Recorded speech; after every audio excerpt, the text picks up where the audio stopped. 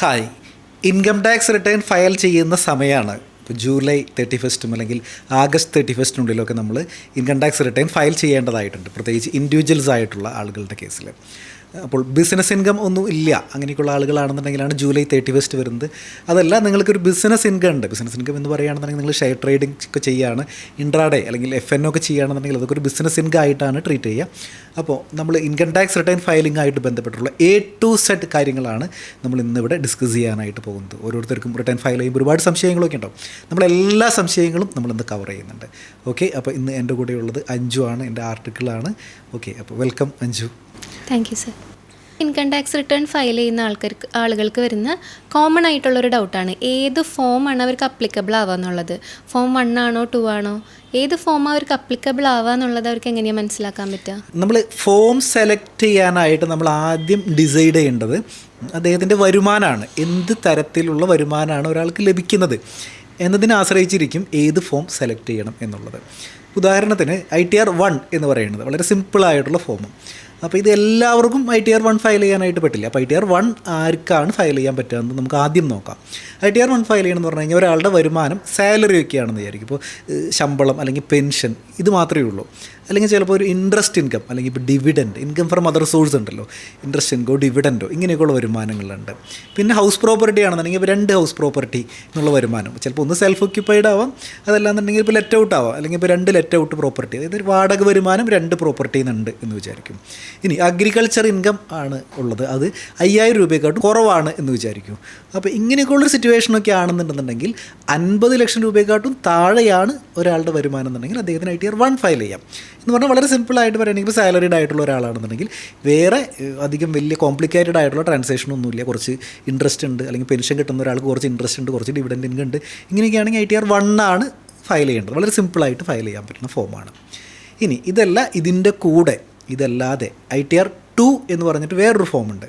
അപ്പോൾ ITR 2 ആർക്കൊക്കെയാണ് applicable ആവാമെന്ന് നമുക്ക് നോക്കാം. ITR 2 എന്ന് പറഞ്ഞു കഴിഞ്ഞാൽ മെയിൻലി ഒരു ക്യാപിറ്റൽ ഗെയിൻ്റെ ഒരു ITR റിട്ടേൺ എന്ന് പറയാം നമുക്ക്. അതായത് ഇപ്പം നേരത്തെ പറഞ്ഞ വരുമാനം അല്ലാതെ അദ്ദേഹത്തിനൊരു ക്യാപിറ്റൽ ഗെയിൻ വരുന്നുണ്ടെന്നായിരിക്കും. അല്ലെങ്കിൽ നേരത്തെ പറഞ്ഞ വരുമാനത്തിൽ സാലറി 50 ലക്ഷം രൂപയെക്കാട്ടും കൂടുതലുണ്ട്, അല്ലെങ്കിൽ ആളുടെ മൊത്തം വരുമാനം 50 ലക്ഷം രൂപയെക്കാട്ടും കൂടുതലുണ്ടെങ്കിൽ ITR 2 ആണ് ഓപ്റ്റ് ചെയ്യാനായിട്ട് പറ്റുള്ളൂ. പിന്നെ വേറൊരു സിറ്റുവേഷൻ ഉള്ളതെന്ന് പറഞ്ഞു കഴിഞ്ഞാൽ ITR 1 ഓപ്റ്റ് ചെയ്യണമെന്നുണ്ടെങ്കിൽ അദ്ദേഹം റെസിഡൻ്റ് ആയിരിക്കണം എന്നുണ്ട്.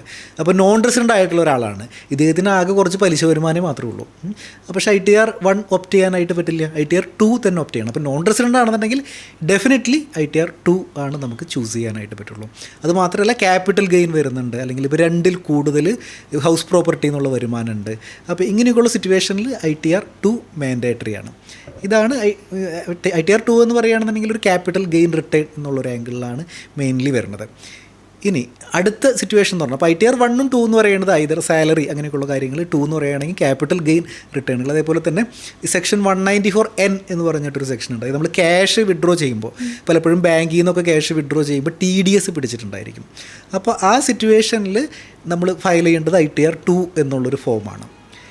ഇനി ITR 3 എന്ന് പറയുകയാണെന്നുണ്ടെങ്കിൽ ITR 3 അല്ലെങ്കിൽ ITR 4 എന്ന് പറയുകയാണെന്നുണ്ടെങ്കിൽ അതൊരു ബിസിനസ് റിട്ടേൺ ആണ്. അതായത് ബിസിനസ് ചെയ്യുന്ന ആളുകളുടെ റിട്ടേൺ ആണ് ITR 3 അല്ലെങ്കിൽ ITR 4 വരുന്നത്. ITR 4 എന്ന് പറഞ്ഞു കഴിഞ്ഞാൽ വളരെ സിമ്പിളായിട്ടുള്ള പ്രിസംപ്റ്റീവ് ടാക്സേഷൻ ഓപ്റ്റ് ചെയ്യുന്ന ആളുകളുടെ വളരെ സിമ്പിളായിട്ടുള്ള ഒരു റിട്ടേൺ ആണ് ITR 4 എന്ന് പറയുന്നത്. അപ്പോൾ അതിനും ഒരുപാട് കണ്ടീഷൻസ് പറയുന്നുണ്ട്. നിങ്ങളുടെ ടേൺ ഓവർ 2 കോടിക്ക് താഴെ ആയിരിക്കണം, അല്ലാന്നുണ്ടെങ്കിൽ 3 കോടിക്ക് താഴെയാണെങ്കിൽ പോലും ഫയൽ ചെയ്യാം. 95% ഓഫ് ട്രാൻസാക്ഷൻസ് റെസിപ്റ്റ്സ് ബാങ്കിങ് കൂടെ ആയിരിക്കണം. ഇങ്ങനെയൊക്കെയുള്ള ഒരുപാട് കണ്ടീഷൻസ് ഉണ്ടെന്നുണ്ടെന്നുണ്ടെങ്കിൽ ITR 4 എന്നുള്ള ഫോം ഓപ്റ്റ് ചെയ്യാം. ഇതല്ല, നിങ്ങളൊരു പ്രൊഫഷണലാണ് എന്നുണ്ടെന്നുണ്ടെങ്കിൽ പോലും ITR 4 ഓപ്റ്റ് ചെയ്യാനായിട്ട് പറ്റും. ഉദാഹരണത്തിന് ഇപ്പോൾ ഡോക്ടേഴ്സാണ്, എഞ്ചിനീയേഴ്സാണ്, അല്ലെങ്കിൽ ഇപ്പോൾ ചാർട്ടേഡ് അക്കൗണ്ടൻസോ അഡ്വക്കേറ്റ്സോ ഒക്കെ ആണെന്നുണ്ടെങ്കിൽ ITR 4 പ്രൊഫഷണൽ ഇൻകം കാണിച്ചുകൊണ്ട് ഫയൽ ചെയ്യാനായിട്ട് പറ്റും. അപ്പോൾ ഇതൊന്നുമല്ല, ഇത്തിരി കോംപ്ലിക്കേറ്റഡ് ആണ്. അതായത് ഇപ്പോൾ ഒരു ടാക്സ് ഓഡിറ്റ് വരുന്ന കേസാണ്, നമുക്ക് ITR 4 ഓപ്റ്റ് ചെയ്യാനായിട്ട് പറ്റുന്നില്ല. അതായത് ബിസിനസ് റിട്ടേൺ ആണെന്നുണ്ടെന്നുണ്ടെങ്കിൽ ദെൻ ITR 4 എന്ന് പറയുന്നത് ITR 3 എന്ന് പറയുന്നത് 3ലേക്ക് നമ്മൾ ഷിഫ്റ്റ് ചെയ്യേണ്ടതായിട്ട് വരും. അപ്പോൾ 1 എന്ന് പറയുകയാണെന്നുണ്ടെങ്കിൽ വളരെ സിമ്പിളായിട്ടുള്ള സാലറീഡ് ആയിട്ടുള്ള റിട്ടേൺ.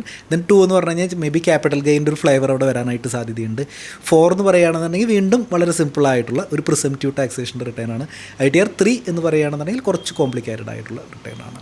അപ്പോൾ വളരെ ഡീറ്റെയിൽ ആയിട്ടുള്ളൊരു ഡിസ്കഷൻ ആയിരുന്നു നമ്മൾ ആര് ഇൻകം ടാക്സ് റിട്ടേൺ ഫയൽ ചെയ്യണം, ഏത് ഫോം ചൂസ് ചെയ്യണം, ഇനി ഓരോ ഇൻകം ടാക്സ് റിട്ടേൺ ഫയൽ ചെയ്യുമ്പോഴും എന്തൊക്കെ കാര്യങ്ങൾ ശ്രദ്ധിക്കണം, ഇങ്ങനെ വളരെ ഡീറ്റെയിൽ ആയിട്ടുള്ള ഇപ്പോൾ ITR 1, 2, 3, 4 അതേപോലെ തന്നെ എന്തൊക്കെയാണ് ശ്രദ്ധിക്കേണ്ടത്. ഇപ്പോൾ നമ്മൾ ചില ട്രാൻസാക്ഷൻസ് ഇത്തിരി ഹെവി ആയിട്ടുള്ള ട്രാൻസാക്ഷൻസ് ഒക്കെ നടത്തുമ്പോൾ എന്തൊക്കെ കാര്യങ്ങൾ ശ്രദ്ധിക്കണം, ഇപ്പോൾ ഗോൾഡ് വിൽക്കുമ്പോൾ അല്ലാന്നുണ്ടെന്നുണ്ടെങ്കിൽ നമ്മൾ സ്ഥലം വിൽക്കുമ്പോഴൊക്കെ എന്തൊക്കെ ശ്രദ്ധിക്കണം, എപ്പോഴൊക്കെയാണ് നിങ്ങൾ ഇൻകം ടാക്സുകാർ പിടിക്കാനായിട്ട് സാധ്യതയുള്ളത്, ഇങ്ങനെയൊക്കെയുള്ള ഒരുപാട് കാര്യങ്ങൾ നമ്മളിവിടെ ഡിസ്കസ് ചെയ്തിട്ടുണ്ടായിരുന്നു. അപ്പോൾ ഇതുപോലെ ഇൻകം ടാക്സുമായിട്ട് ബന്ധപ്പെട്ട് മലയാളത്തിൽ ഏറ്റവും കൂടുതൽ വീഡിയോസ് ഉള്ളത് നമ്മുടെ ചാനലിലാണ്. അപ്പോൾ നിങ്ങൾ ചാനൽ ഇതുവരെ നിങ്ങൾ സബ്സ്ക്രൈബ് ചെയ്തിട്ടില്ല എന്നുണ്ടെങ്കിൽ തീർച്ചയായിട്ടും സബ്സ്ക്രൈബ് ചെയ്യുക. ഇത് നിങ്ങൾക്ക് യൂസ്ഫുള്ളായി എന്ന് തോന്നുകയാണെന്നുണ്ടെങ്കിൽ തീർച്ചയായിട്ടും നിങ്ങളുടെ ടാക്സ് പ്രാക്ടീസ് ചെയ്യുന്ന ആളുകൾക്കോ പ്രൊഫഷണൽസിനോ ഫ്രണ്ട്സിനോ കൂട്ടുകാർക്കോ അല്ലാന്നുണ്ടെങ്കിൽ നിങ്ങളുടെ റിലേറ്റീവ്സിനൊക്കെ ടാക്സ് പ്രാക്ടീസ് ചെയ്യണം നിർബന്ധമൊന്നുമില്ല. ഇത് യൂസ്ഫുള്ളായി എന്ന് തോന്നുകയാണെന്നുണ്ടെങ്കിൽ നിങ്ങൾ തീർച്ചയായിട്ടും ഒന്ന് ഷെയർ ചെയ്തിടുക. നമുക്ക് ഇതുമായിട്ട് ബന്ധപ്പെട്ട് നമ്മൾ ഒരുപാട് കാര്യങ്ങൾ ഡിസ്കസ് ചെയ്തിട്ടുണ്ടായിരുന്നു. അപ്പോൾ ഇതുമായിട്ടൊക്കെ ബന്ധപ്പെട്ട് നിങ്ങൾക്ക് എന്തെങ്കിലുമൊക്കെ സംശയങ്ങളൊക്കെ ഉണ്ടെന്നുണ്ടാകാം. മിക്കവാറും ഒരുപാട് സംശയങ്ങളൊക്കെ ഉണ്ടാവും, നിങ്ങൾക്ക് കാണുമ്പോൾ ഒരുപാട് സംശയങ്ങളൊക്കെ തോന്നാം. അങ്ങനെയാണെങ്കിൽ നിങ്ങൾ സംശയങ്ങളൊക്കെ ജസ്റ്റ് ഒന്ന് കമൻറ്റ് ചെയ്തിടാം. അപ്പോൾ നമുക്ക് സമയം കിട്ടുമ്പോൾ ഞങ്ങൾ അതിനനുസരിച്ച് എന്ത് ചെയ്യാം, ഞങ്ങൾ അതിന് റിപ്ലൈ തരാം. ഞങ്ങളുടെ നമ്മുടെ ചാനലിൻ്റെ വാട്സപ്പ് നമ്പറും ഡിസ്ക്രിപ്ഷനിൽ കൊടുത്തിട്ടുണ്ട്. അപ്പോൾ നിങ്ങൾക്ക് എന്തെങ്കിലും സംശയങ്ങളുണ്ടെന്നുണ്ടെങ്കിൽ നിങ്ങൾക്ക് ചാനലിൻ്റെ വാട്സപ്പ് നമ്പറിലേക്ക് അയക്കാം. അപ്പോൾ ഇതുപോലെ മറ്റൊരു വീഡിയോ ആയിട്ട് വീണ്ടും കാണാം. Thanks for watching.